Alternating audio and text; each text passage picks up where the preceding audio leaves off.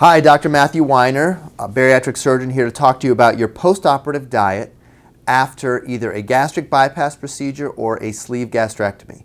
Now, our postoperative diet that we use here at the Michigan Weight Management Institute is a little bit different from some that you may see online, but we put together this video to help outline what you're going to do in the month after surgery so that you can make sure that you're making all the right decisions and that you have a good understanding of what's going on to your body as you progress through the stages of our diet.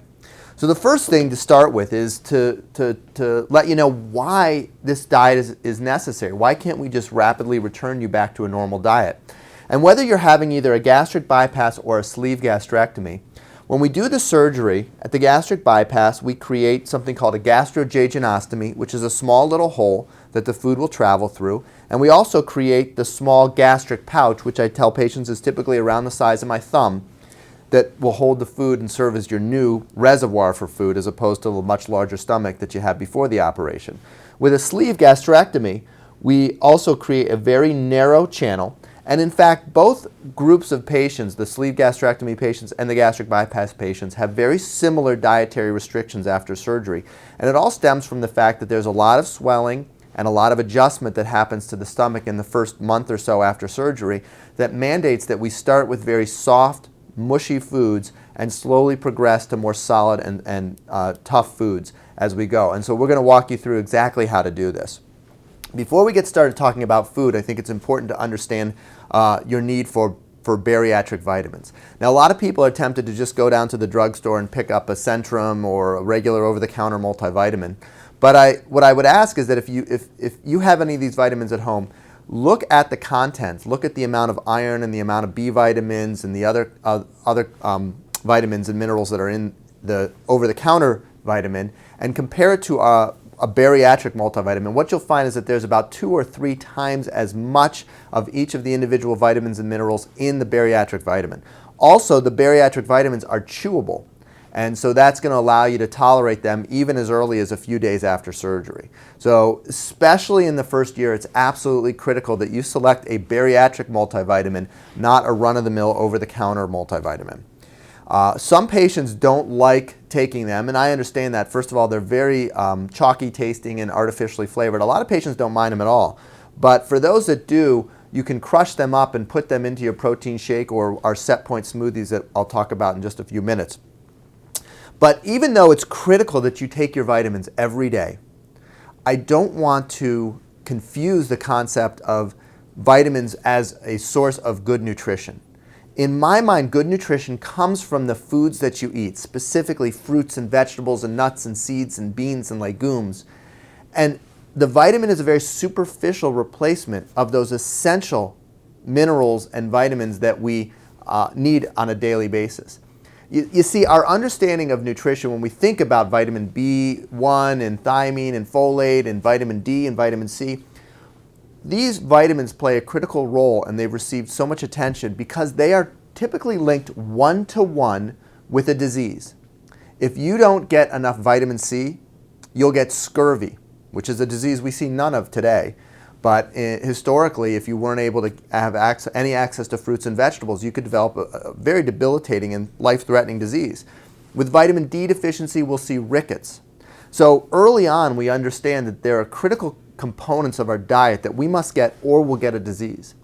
But now in the modern era, when there's plenty of vitamin C and vitamin D around and it's fortified and added to all the processed foods that we eat, what we still are sometimes lacking is these essential phytonutrients. There are hundreds of thousands of these compounds in fruits and vegetables and beans and nuts and seeds.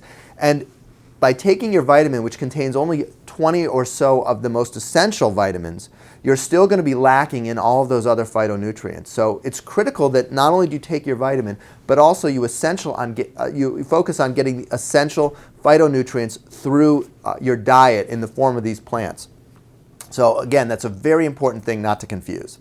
We have 2 phases in our postoperative diet. The first phase is to focus on getting enough hydration and getting enough protein in. And this is only liquids, and both the clear liquids and the bariatric protein shakes.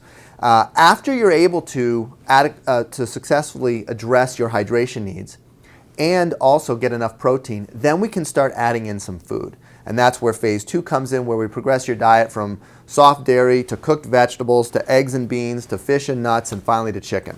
So let me walk you through this step by step. So phase 1 really begins the first morning after surgery, when you'll be given a tray of bariatric clear liquids, which consists of chicken or vegetable broth, water, herbal tea, coffee, and regular tea are acceptable. People think that you can't have caffeine early on. I really don't have a problem with that. Sugar-free popsicles are wonderful for a number of reasons. First of all, people tend to enjoy them very much, and they also really limit the rate that you can consume the liquid so that there's no overdoing it. And Crystal Light and other calorie-free liquids, but very important to recognize, juice is not part of this program. There's no apple juice, no orange juice, because they do contain sugars, and especially right after the surgery, if you drink a sugary liquid, you can experience dumping syndrome, which is a very unpleasant reaction that consists of abdominal pain and diarrhea and flushing, and it's definitely something that I don't want you to experience. So really, for the rest of your life, you should avoid fruit juices, but particularly in phase 1. Don't confuse them as a bariatric clear liquid. Just because there's no sugar added to the apple juice, it's still a refined product that is going to have sugar and can cause a lot of problems. So your first goal is to get 40 ounces of liquids a day, and I found that at 40 ounces, most patients are able to maintain their hydration status. 40 ounces is the bare minimum. Ideally, you want to get around 64 ounces or even more. There's no point where it becomes too much, as long as you're comfortable keeping them down. Once you're tolerating 40 ounces of liquids, which most patients are able to do certainly by the second day in the hospital, which is the discharge day, then you can start adding your protein shakes in. So almost all patients will be able to add protein shakes in when they arrive home.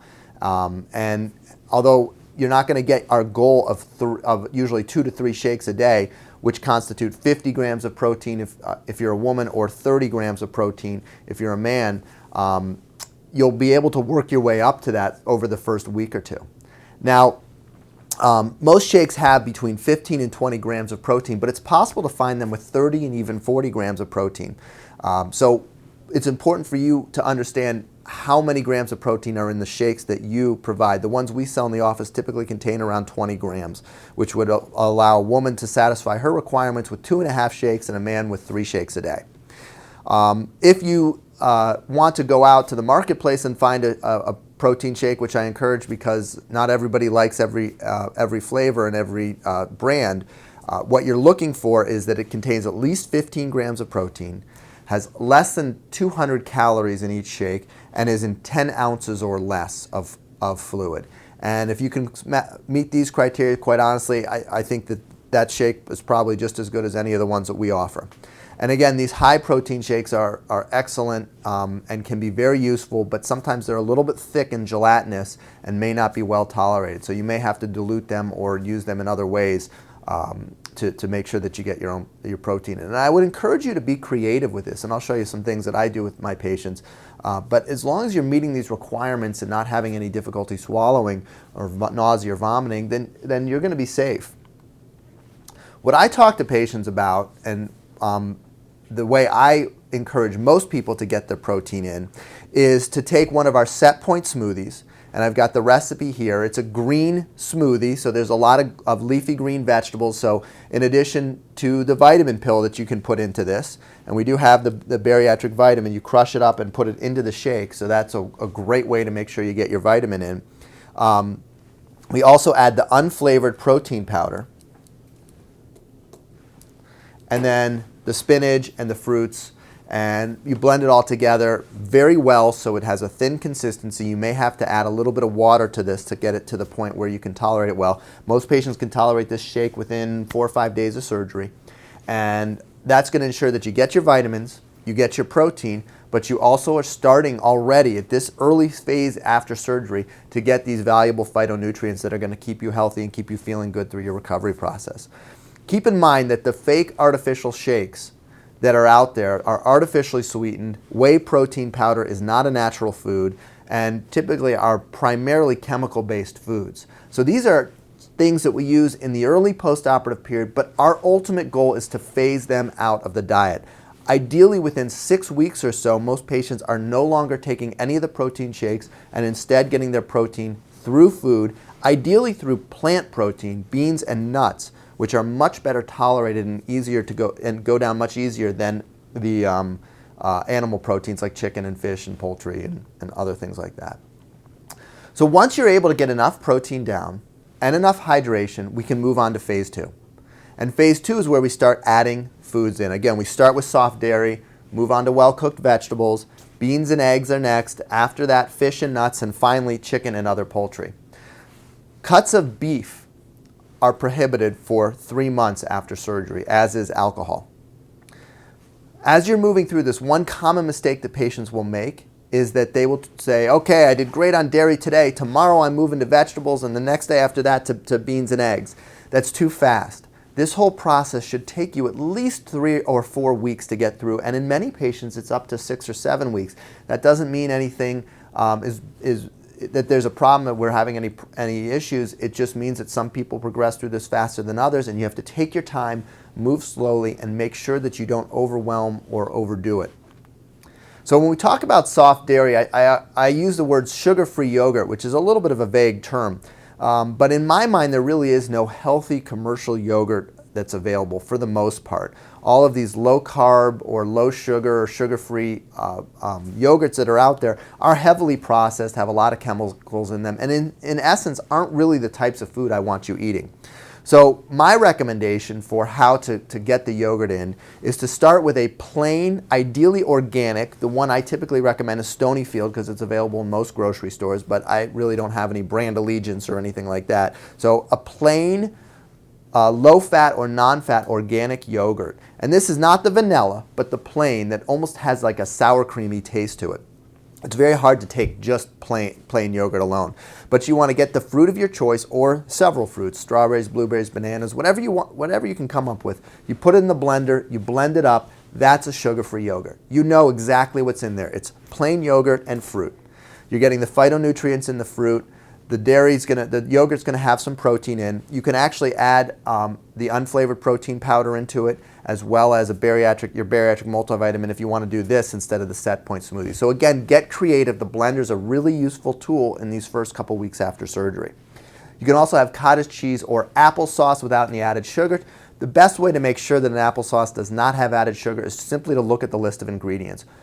Because apples have sugar in them, if you look at the nutritional label and look for an applesauce that has no sugar, you're going to find some totally processed chemical food that they're trying to pan off as applesauce. Instead, just look at the ingredients. It really should be apples and perhaps some cinnamon or something along those lines. So once you spend about 2 to 5 days on the soft dairy phase, you can move on to well-cooked vegetables. And again, we're looking to get the phytonutrients in. And some of the best vegetables out there that you're able to cook down so that they're soft and mushy, and you can almost take your fork and kind of push them down, are carrots, sweet potatoes, asparagus, broccoli, cauliflower. There's many others. This is by no means a comprehensive list.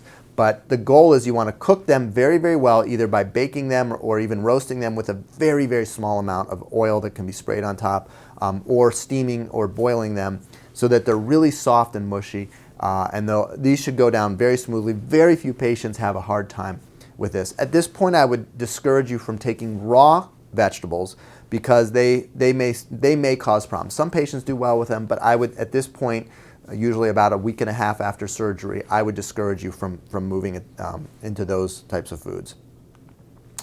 Eggs and beans. This is a critical step. The eggs, a lot of patients do have problems with the eggs, and so I don't want you to necessarily get caught up on the eggs and say I have to stay here for 2 or 3 weeks, because there are a small subset of patients who aren't able to tolerate eggs for up to 2 or 3 months after the surgery. What I've found is that poached eggs are without question the most tolerable. Fried eggs, again, a very, very small amount of butter when you fry your eggs, are still well tolerated, but not quite as well as poached. And then scrambled eggs, a lot of patients have trouble with. So absolutely try poached first. It kind of goes against your instincts about what would go down easier. But from experience with patients, I can tell you that scrambled eggs can be a sticking point for a lot of people. So if you can tolerate the eggs, great. If not, and you're able to tolerate the beans, you may be able to move on to the next phase a little bit prematurely and come back to the eggs maybe in another a few weeks. Beans for me are probably one of the single most important foods in your post-bariatric diet. First of all, they contain protein. Secondly, they do contain some carbohydrate, which is going to be good for providing calories to make sure that you have enough energy to get through the day. And finally, they are soft and mushy, and most patients tell me that they are delicious. Beans, in my mind, are one of the healthiest foods on the planet and are something that I would want you to make a part of not just your immediate post-operative diet, but really your lifetime diet. And so the earlier we can implement them, the sooner I can convince you that they're delicious, that they provide high nutrition, that they are absolutely going to push you toward weight loss, not weight gain. Sooner I can convince you of that, the better. And really right now is the best chance. And I have very, very few patients who tell me they have trouble with beans. So I would encourage you to do that. Bean soups are fantastic. Some of the vegetarian refried beans, despite their name, are actually pretty good choices. After you're able to tolerate the beans and hopefully the eggs, but not necessarily, you can move on to the next phase, which is fish and nuts. So with fish, you want to have a flaky fish. It should be baked, not fried. If you chose a batter fried fish at this point, it would make you very, very sick, and you would not enjoy it one bit. The baked flaky fish like tilapia, cod, and perch are ideal. Avoid seafood, specifically shrimp. Shrimp can be pretty tough, and a lot of patients will have some trouble with that. So focus primarily on the baked fish. Some patients tell me they don't like baked fish.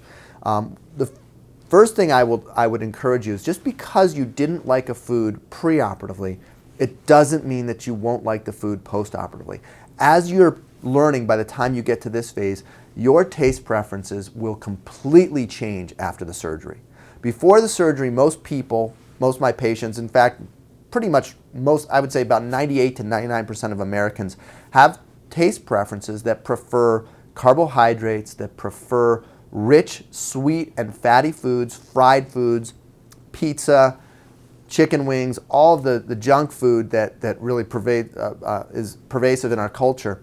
That's our initial taste preferences. The surgery, through a number of mechanisms that we talk about in the office, will change these taste preferences. So even though you never really enjoyed fish before the surgery, I would urge you to give it a try after the surgery, because you may find that you actually like it. I can't tell you the number of patients who I've struggled with preoperatively to work to increase their vegetable intake, who will tell me postoperatively how much they love vegetables and how they are able to make it the predominant source of calories in their diet. The other thing to add at this phase are nuts. Ideally, raw or natural nuts are the way that I would recommend them, as opposed to the roasted and salted forms. You can find them at almost any grocery store. You just have to look hard. There's usually about 10 or 20% of the nut offerings are unroasted raw forms. And they're an excellent source of protein. I wouldn't start with a nut butter like a peanut butter. I would start with the nuts. Very few patients have a hard time. Again, great source of plant-based protein. And nuts, despite the fact that they have a lot of fat in them and a lot of calories, actually work to help cause weight loss, not weight gain. The final phase, and what I consider as the ultimate litmus test for a patient, is chicken. In my mind, if you can tolerate chicken, then you can pretty much tolerate almost any food. Dark meat tends to go better than the white meat, so when you move into this phase, start with the dark meat and then move on to the white meat. But in my mind, aside from, say, a cut of steak, if you can tolerate chicken, then you're going to be ready to move on to add all the other foods that are out there into your diet slowly. This whole process of moving through phase 1 and phase 2 takes anywhere from 3 to 6 weeks for the majority of patients. If you are having trouble progressing through them, obviously give our office a call. Let's try to dispel a couple of myths about postoperative eating habits in bariatric patients. The first myth that I see all the time is that the patients are said they can never use a straw again for the rest of their life. And in my mind, that is absolute and utter nonsense. There is nothing inherently wrong with a straw. The other issue that people talk about a lot are carbonated beverages. And although I certainly have a prejudice against carbonated beverages, specifically because they're completely processed foods, the full sugar pop is perhaps one of the most toxic substances on the planet. The diet pop, although less toxic, is still not a good, it's nothing but chemicals and not something I want for a bariatric patient to be taking in. But things like seltzer water, Pellegrino, Perrier, those are excellent choices, and some people enjoy them, and I would never discourage you from drinking them. They're not going to stretch out your pouch or any of this nonsense. The most important thing to do is to listen to your body. It's going to tell you when you've taken in too much. The problem that people cite with straws is that it's going to encourage you to take too large of a sip. I don't necessarily think that's true. I think it's much more important for you to learn how much fluid and what size of a bite of food is appropriate. And your body is going to tell you this. If you take a big swallow and it hurts all the way through going down, and it feels like you just drank the liquid equivalent of sandpaper, this was a bad choice. You drank too much. Whether it was through a straw, whether it was a carbonated beverage, or whether it was just plain water, that doesn't matter. It's the size of the gulp. Your body's going to say, at this point in time in your post-operative recovery, that was too much fluid. Now, that doesn't mean in another month that you won't be able to tolerate that fluid, and that's something else that's very important to understand, is that this is a moving target. Almost with every passing week, your ability to tolerate a little more and your ability for your esophagus and your stomach to relax and be able to receive the nutrition that you're putting into your body increases and improves. So don't be discouraged if you're really having a hard time swallowing early on that this is the way you're going to live the rest of your life. This is absolutely not the way you're going to live the rest of your life, and within 6 months or a year after surgery, you're going to have fairly normal swallowing habits, with a few exceptions if you take too large of a bite of too tough of a food. So the most important thing that I can teach you is that your body will tell you when you've taken in too much, and please listen and learn from it. Everybody is different, so I can't give you hard and fast rules that are going to be appropriate for you. But you can learn them, and doing that is, I think, the single most important part of your postoperative diet advancement. Let's talk a little bit about vomiting. The first thing is it happens. About 1/3 of patients will vomit at some point in the first month after bariatric surgery. Vomiting is very different after surgery than it was before surgery. After surgery, you have a large stomach pouch that contains bile and acids and frequently a lot of food and liquid. And so when you vomit before surgery, there's a large volume of fluid that can come up. And it typically has kind of a bile-like taste and color to it. After bariatric surgery, it's very different. If you have a gastric bypass, it's again just that thumb-sized pouch. If you have a sleeve gastrectomy, it's kind of a long, skinny pouch that still does not hold very much. Gastric bypass patients will never vomit bile. If you do ever vomit bile, you should give the office a call immediately. That is abnormal. What patients will describe to me is vomiting foam and spit. And it really just shows you that there's almost nothing in that tiny pouch except for a little bit of spit. And so that's what will come up. And it's not this violent kind of retching experience like you are used to. It's usually more, people sometimes describe it to me as a productive burp or a spit up. And so this will happen. It's clearly a sign that you just messed up and that you should not have taken so much fluid or eaten and drank at the same time, or whatever behavior you just did leading up to that was too much for your body at this time. For gastric bypass patients, a few episodes of vomiting is absolutely not cause for concern, and for the majority of sleeve gastrectomy patients, it also isn't. The important thing to consider if you're sleeve gastrectomy patients is that leaks or perforations, is probably a more accurate term, can occur up to 2 months after surgery. And frequently these events are associated with eating too big of a piece of food and it getting stuck and retching violently and increasing the pressure inside that gastric sleeve that can cause a perforation. And so, particularly if you're a sleeve gastrectomy patient, it is absolutely critical that you go very slowly, listen to your body, and do not overdo it or try to advance your diet too fast. For gastric bypass patients, I don't think it makes a lot of difference in terms of your safety, whether you move through this diet appropriately or not. It will make a lot of difference for your comfort, but not your safety. For sleeve patients, I think it's not only a comfort issue, but also a safety issue. Dehydration is something that doesn't happen very often, but is something that we need to be concerned about. The key component to maintaining a good hydration status is to take slow and steady sips.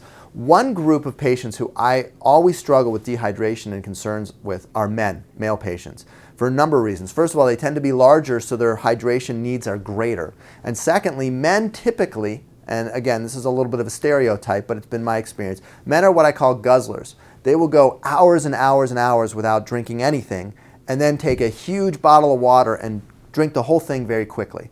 Women tend to not exhibit that behavior and will kind of sip slowly throughout the day. And what men will find is that this guzzling behavior that they've always used in the past is no longer going to work. And in fact, it's actually downright dangerous if you're a sleeve gastrectomy patient. So male patients particularly, but obviously all patients, should carry a bottle of water with them and take slow, small sips every few minutes to maintain your hydration status. You can drink a tremendous amount of liquid over the day if you take a small sip every 5 minutes or so. And so especially in that first week or two, that's a critical behavior. And I would say 90% of my patients, when they come into the office at their 1 week visit, will be carrying a bottle of water with them, and that to me is a great sign that they're doing things the right way. If you're keeping down less than 40 ounces of water a day, give me a call.